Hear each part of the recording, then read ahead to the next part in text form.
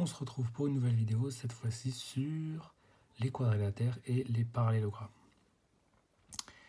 Qu'est-ce qu'on va voir dedans dans cette vidéo? On va voir de manière générale comment on nomme les figures à deux dimensions, de manière générale. Les figures qui sont délimitées par un certain périmètre. Et on va distinguer certaines figures particulières. Alors, on commence par définir ce qu'est un polygone. Donc, tout simplement, un polygone, c'est une figure plane qui est délimitée par des segments, ce qu'on appelle aussi des côtés. Parce que les côtés sont en fait des segments. Ou si vous voulez, c'est des droites où on a enlevé une partie et une autre, on a gardé un segment. Parmi les polygones, certains se distinguent par le fait qu'ils n'ont que 4 côtés. Et on les appelle donc des quadrilatères. Seulement, parmi ces quadrilatères, il en est qui se distinguent encore plus des autres quadrilatères par le fait qu'ils admettent des côtés opposés qui sont parallèles. Chacun des côtés opposés sont parallèles. Donc, par exemple, ici, ce côté, comme on va le voir, sont parallèles, et ici, pareil.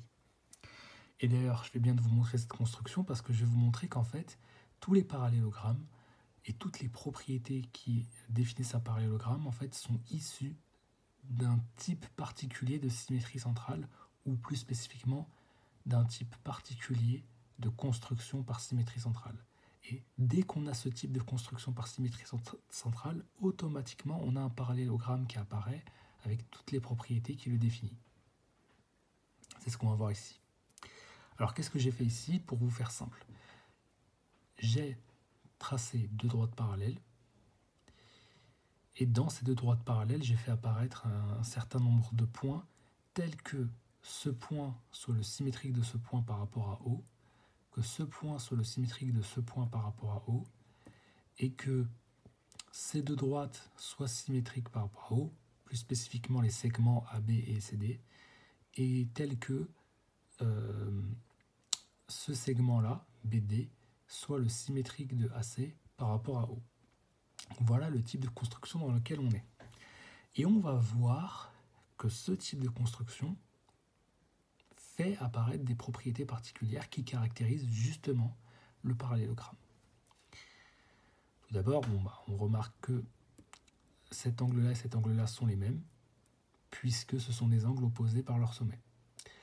De plus, on voit que AD et CB correspondent à des diagonales, puisqu'elles joignent des sommets opposés. Seulement, on voit que ces diagonales se rejoignent dans leur milieu. Pourquoi? Tout simplement parce que c'est le centre de symétrie.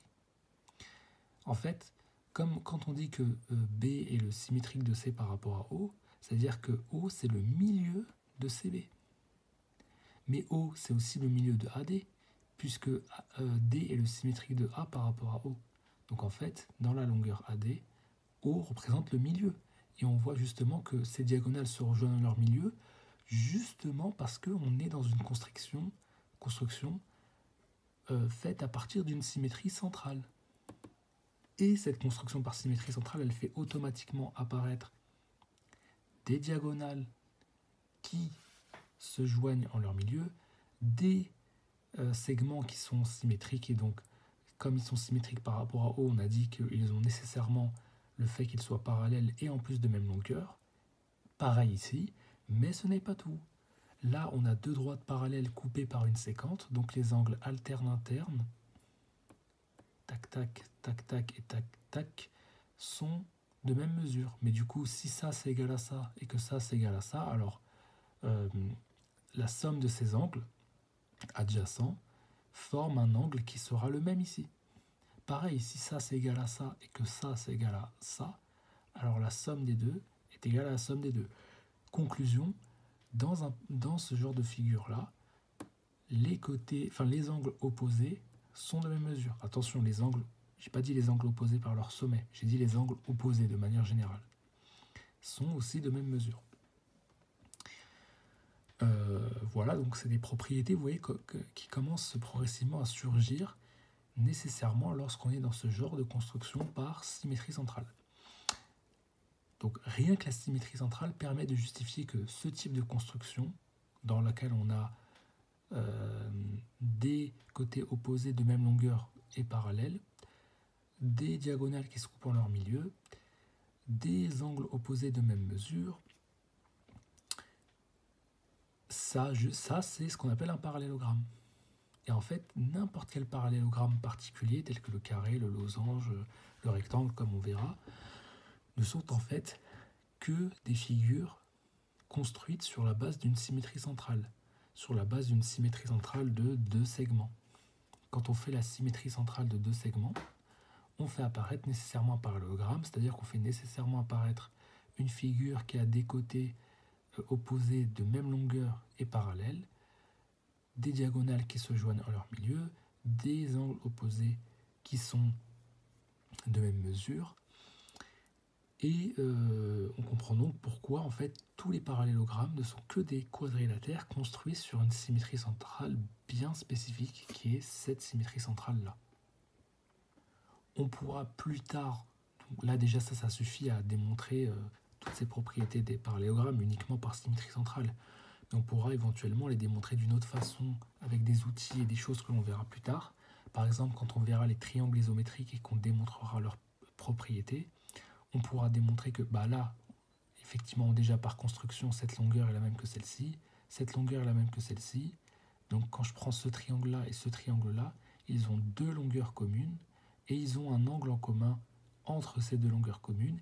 Et ça suffit à justifier que ces triangles sont isométriques, c'est-à-dire que ce sont les mêmes, et que donc toutes leurs longueurs homologues sont les mêmes, y compris celle-ci, ce qui justifie que cette longueur est égale à celle-ci, par exemple. On peut faire la même démonstration avec ce triangle-là et ce triangle-là. Ça, on pourra le faire quand on aura démontré les propriétés des triangles isométriques, ce qu'on fera dans une vidéo un peu plus tard. Donc ce que vous devez retenir d'essentiel, c'est vraiment l'idée que toute construction qui est faite avec ce type de symétrie centrale, c'est-à-dire la symétrie centrale de segments, tel qu'on l'a fait, implique nécessairement l'émergence d'un parallélogramme, que ce soit un carré, un losange, un rectangle. En fait, tous les carrés, losanges et rectangles sont issus de cette construction par symétrie centrale. C'est pour ça qu'ils admettent des diagonales qui se rejoignent dans leur milieu, que leurs angles opposés sont de même mesure, etc. etc. Cependant, il existe des quadrilatères qui ne sont pas des parallélogrammes. Le cas classique, c'est le trapèze. Le trapèze, on voit que oui, ces côtés-là sont parallèles, mais pas ceux-là. Or, on a dit que dans un parallélogramme, l'ensemble des côtés opposés sont parallèles et de même mesure en plus. Donc là, on voit que les côtés opposés sont parallèles, mais ils ne sont même pas de même mesure. Et là, on voit que les côtés opposés ne sont même pas parallèles, carrément. Donc on voit que les trapèzes, de manière générale, les trapèzes, ce sont des figures dans lesquelles on a juste 2 côtés opposés qui sont parallèles. Ça s'arrête à là. Mais pas plus que ça. Malheureusement, on a besoin de plus pour avoir un parallélogramme. Donc ça, c'est par exemple un type de quadrilatère qui n'est pas un parallélogramme. Donc voilà, il faut vraiment retenir cette idée centrale de qu'est-ce qui fait qu'un parallélogramme est un parallélogramme, d'où ça vient. Et ça vous permettra ensuite de comprendre toutes les propriétés qui en découlent sans avoir besoin de les retenir inutilement. Donc voilà.